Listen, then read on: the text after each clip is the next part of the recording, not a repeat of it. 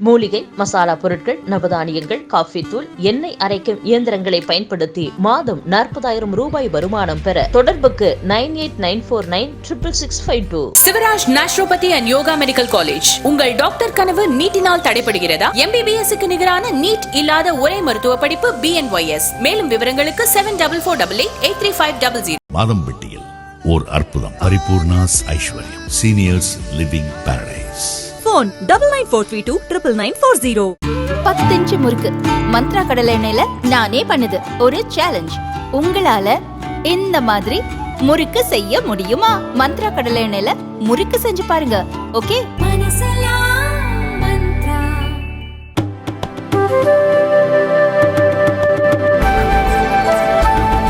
நேர்களே வணக்கம். இது சாணக்யா. நீங்கள் பார்த்து கொண்டிருப்பது தி எக்ஸ்பிளைனர். நம்ம சமீபமாக நிறையா தலைப்புச் செய்தி ஒரு விஷயத்தில் பார்த்துருப்போம். என்ன அப்படின்னா ரயில்கள் விபத்து. இந்த ரயில்கள் தொடர்ந்து நம்ம பார்க்குறோம், ஒன்றுக்கு ஒன்று மோதியது, தடம் புரண்டது, ஒரு ரயில் மீது இன்னொன்று மோதியது, இத்தனை பேர் உயிரிழந்தனர், மீட்பு பணிகள் தொடர்ந்து வருகிறது, அமைச்சர் நேரடி கள ஆய்வு, போதிய நடவடிக்கை எடுக்கவில்லை என எதிர்க்கட்சிகள் குற்றச்சாட்டு அப்படின்னு ஹெட்லைன்ஸு கீழே விலாவரியாக நியூஸு ரெகுலராக பார்த்து நமக்கே அந்த சென்டென்ஸ்லாம் நார்மலாக பப்ளிக்கு கூட மனப்பாடம் ஆகிற அளவுக்கு இந்த தகவல்கள் செய்திகள்லாம் நிறைய நம்ம பார்த்துட்ருக்கோம்.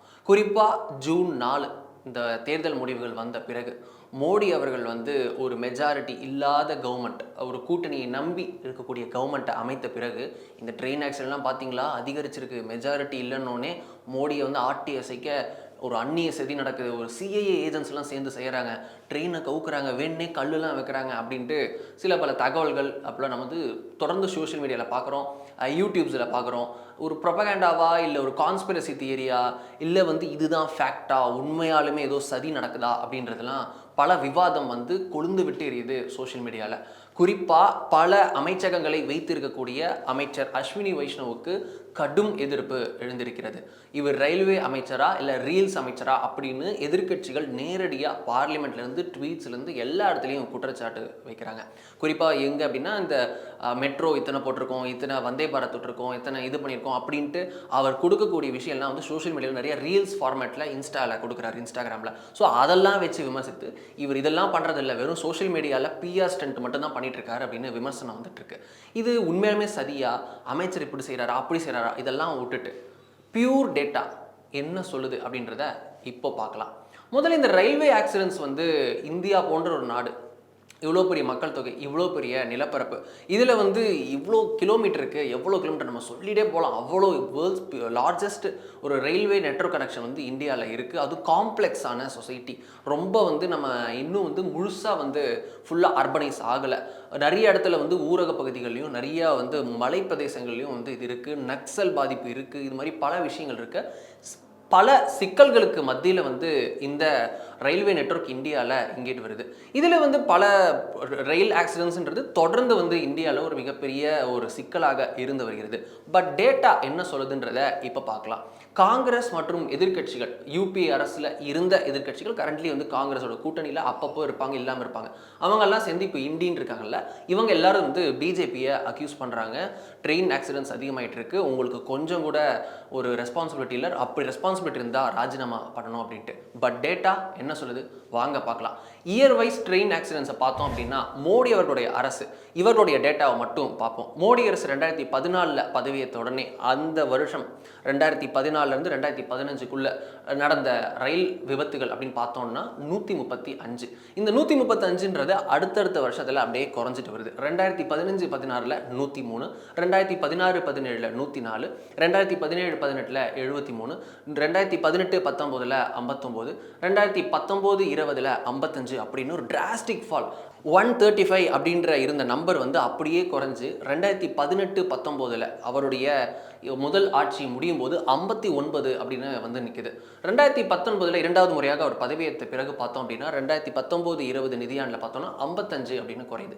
ஆனால் அடுத்த 2 ஆண்டுகள் கொரோனா வருது. ஸோ இன்னும் டிராஸ்டிக் நம்பர் குறைஞ்சு 55 22, 35 அப்படின்னு ஆகுது. ஏன்னா ட்ரெயின் வந்து மக்கள் புழக்கம் வந்து குறைவாக இருக்கிறது, கொரோனா காலம், நிறைய கட்டுப்பாடு இருக்குது அப்படின்றனால. ஸோ அந்த 2 வருஷத்தை நம்ம வந்து ஒரு வித்தியாசமாக தான் பார்க்கணும், தனியாக பிரித்து தான் பார்க்கணும். அப்படி இருக்க இந்த 55ன்றது 22 ஆகும் 35 ஆகும் குறைய 2022-23 அதாவது கடந்த நிதியாண்டில் பார்க்குறோம் அப்படின்னா 48 ரயில் விபத்துகள் இந்தியாவில் நடந்திருக்கிறது.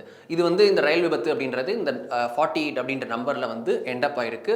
2014 அப்படியே ஃபால் ஆகிட்டு வந்து கொரோனா டைமில் இன்னும் கீழே ஸ்டீப்பாக விழுந்து அதுக்கப்புறம் லைட்டாக தான் எந்திரிக்குது. 48 அப்படின்ற நம்பரில் வந்து ரயில் விபத்துகள் ஓராண்டிற்கு நிற்கிறது. இந்த 48 ரயில் விபத்துகள் அப்படின்னா எல்லாமே ட்ரெயின் மோதிக்கிச்சு, ட்ரெயின் தடம் புரண்டுச்சு, இத்தனை உயிர்கள் பலி அப்படின்னு நினச்சிக்க வேணாம். ஒரு ட்ரெயினில் ஒரு சின்ன ஃபயர் ஆக்சிடென்ட் வந்து ஒரு மேஜர் ஃபயர் ஆக்சிடென்ட் வந்து இல்லை ஒரு சின்ன இது நடந்தால் கூட அதுவும் இந்த ஆக்சிடென்ட்ஸில் கவுண்ட் ஆகும். அப்படி எல்லாத்தையும் சேர்த்து வந்த நம்பர் 48. இது last year of Modi government, அந்த மோடி கவர்மெண்ட்டோட 2வது டேர்மோடைய லாஸ்ட் ஆண்டு அதாவது தாக்கல் செய்யப்பட்ட கணக்குப்படி பார்த்தோம் அப்படின்னா 2022-23 கடந்த ஆண்டில் பார்த்தோம் அப்படின்னா 48 ரயில் விபத்துகள் நடந்திருக்கிறது. இந்த 10 வருஷ சராசரி ஆக்சிடென்ட் விகிதம் பார்த்தோம் அப்படின்னா 2014 2023 வரையிலான மோடி கவர்மெண்ட்டோட மோடி 1.0 மோடி 2.0 ரெண்டுத்தையும் சேர்த்து இந்த மோடி 10 வருஷ கவர்மெண்ட்டில் நடந்த ரயில் விபத்துடைய சராசரி பார்த்தோம்னா 71. இந்த நம்பர் இப்படி நிற்கு. இப்படி இருக்க யூபிஏ கவர்மெண்ட், காங்கிரஸ் கவர்மெண்ட் எப்படி இருந்தது வாங்க பார்க்கலாம். 2004-2005 இதுதான் காங்கிரஸ் கவர்மெண்ட்டோட யூபிஏ சர்க்காரோட முதல் ஆட்சி காலம். இந்த முதல் ஆண்டில் பார்த்தோம் அப்படின்னா 234 ரயில் விபத்துகள் நடந்திருக்கிறது. இது 2வது ஆண்டில் பார்த்தோம்னா 2005-2006 234 அதே நம்பரில் திருப்பி நூல் பிடிச்ச மாதிரி அப்படியே நிற்குது. அடுத்து 2006-2007 195, 2007-2008 194, 2008-2009 177, 2009-2010 165, 2010-2011 141, 2011-2012 131, 2012-2013 122, 2013-2014 118 அப்படின்னு ஒரு நம்பர் குறைஞ்சிட்டே தான் வந்திருக்கு. ஆனால் 100க்கு கீழே போகலை. இந்த நம்பர் பார்க்குறோம் தொடர்ந்து வந்து ஒரு ஃப்ளக்சுவேஷனாகவே இருக்குது. 177, 165, 141, 131, 122, 118 அப்படின்னு ஒரு மாதிரி ஒரு டைம் வந்து ஒரு டிஃபரன்ஸில் குறைஞ்சிருக்கு. இந்த இதில் தான் வந்து சமீபத்திய பார்லிமெண்ட் ஸ்பீச்சில் திரு அஸ்வினி வைஷ்ணவ் கூட சொல்கிறாரு, ஏதோ 0.% குறைஞ்சதுக்கெலாம் நீங்கள் பார்லிமெண்ட்டில் உங்கள் ஆட்சி காலத்தில் அவ்வளோ பெருமையாக பேசிக்கிட்டீங்க, நாங்கள் எவ்வளோ பெரிய டிராஸ்டிக் ஃபாலை கொண்டு வந்திருக்கோம், ரயில் விபத்துகளை மிகப்பெரிய அளவில் நாங்கள் குறைத்திருக்கிறோம், இப்படி நாங்கள் குறைச்சிருக்கோம், எங்களை போய் நீங்கள் குறை சொல்லலாமா, உங்களுக்கு என்ன அருகதை இருக்குது அப்படின்னு எதிர்க்கட்சிகளை கேள்வி எழுப்புறாரு. இந்த 2004-2014 ஆவரேஜ் பார்த்தோம் அப்படின்னா 171. அதாவது 2004 முதல் 2014 வரையிலான காங்கிரஸ் ஆட்சியில் ஒவ்வொரு ஆண்டும் நடந்த ரயில் விபத்துகளின் சராசரி பார்த்தோன்னா 171. வேரஸ் இந்த லாஸ்ட் 10 வருஷத்தில் மோடி கவர்மெண்ட் வந்ததுக்கு அப்புறம் நடந்த ரயில் விபத்துகளின் ஆண்டு சராசரி 10 ஆண்டு சராசரி பார்த்தோம்னா 71. 100 விபத்துகள் கிட்டத்தட்ட குறைந்திருக்கிறது. இந்த குறைந்திருக்கு அப்படின்னோடனே நம்ம வந்து இந்த 71 பரவாயில்லையா அப்படின்னு நீங்கள் கேட்கலாம். கிடையாது, இந்த 71 0க்கு கொண்டு வரணுன்றது தான் அனைவருடைய விருப்பமும் கூட. அதற்கு தொடர்ந்து வந்து மத்திய அரசு நடவடிக்கை எடுத்துக்கொண்டே தான் வருகிறது. குறிப்பாக என்னென்ன நடவடிக்கைகள் பார்க்கலாம். அன்மேன்டு லெவல் கிராசிங்ஸ் அது பார்த்தோம்னா பிராட்கேஜ் ரூட்டில் வந்து ஒட்டு மொத்தமாக அழிக்கப்பட்டிருக்கிறது. அதாவது ஒரு பிராட்கேஜ் இருக்கக்கூடிய இடத்துல ஆளில்லா லெவல் கிராசிங்ஸ் இருக்குல்ல, அது முற்றிலுமாக அகற்றப்பட்டிருக்கிறது. அப்படி ஒரு இடமே இந்தியாவில் இல்லை. எப்போ ஜனவரி 2019 இது ஒட்டு மொத்தமாக நாட்டில் வந்து எங்கேயுமே இல்லாத நிலைக்கு மத்திய அரசு கொண்டு வந்திருக்கிறது, ரயில்வே அமைச்சகம் கொண்டு வந்திருக்கிறது. இந்த நம்பர் வந்து பிராட்கேஜுக்கு மட்டும்தான். மீட்டர் கேஜ்லேயும் மற்ற சில ட்ராக்ஸ்லையும் கண்டிப்பாக இது இருக்குது, அதுவும் விரைவில் அகற்றப்படும் அப்படின்னு மத்திய அமைச்சகம் வந்து விளக்கம் கொடுத்திருக்கிறது. எலக்ட்ரானிக் இன்டர்லாக்கிங் சிஸ்டம்ஸ் வந்து இந்தியாவில் இருக்கக்கூடிய 6427 ஸ்டேஷன்ஸில் கடந்த ஆண்டு மே மாதம் 31 வரைக்கும் மட்டுமே போடப்பட்டிருக்கிறது. இது வந்து ஒரு மிகப்பெரிய அச்சீவ்மெண்ட் அப்படின்னு ரயில்வேஸில் வந்து சொல்கிறாங்க. அவங்க வந்து இது பெரிய அளவில் வந்து ரயில்வே விபத்துகளை குறைக்கும் அப்படின்னு சொல்கிறாங்க. Interlocking of level crossing gates அப்படின்னு எல்சி கேட்ஸ்ன்னு இதை சொல்கிறாங்க. இது வந்து பார்த்தோம் அப்படின்னா 11093 லெவல் கிராசிங் கேட்ஸ் வந்து கடந்த ஆண்டு மே மாதம் 31 வரைக்கும் மட்டுமே ஒட்டுமொத்தமாக வந்து பொருத்தப்பட்டுள்ளது. இது வந்து இன்னொரு முக்கியமான விஷயம் அப்படின்னு சொல்கிறாங்க.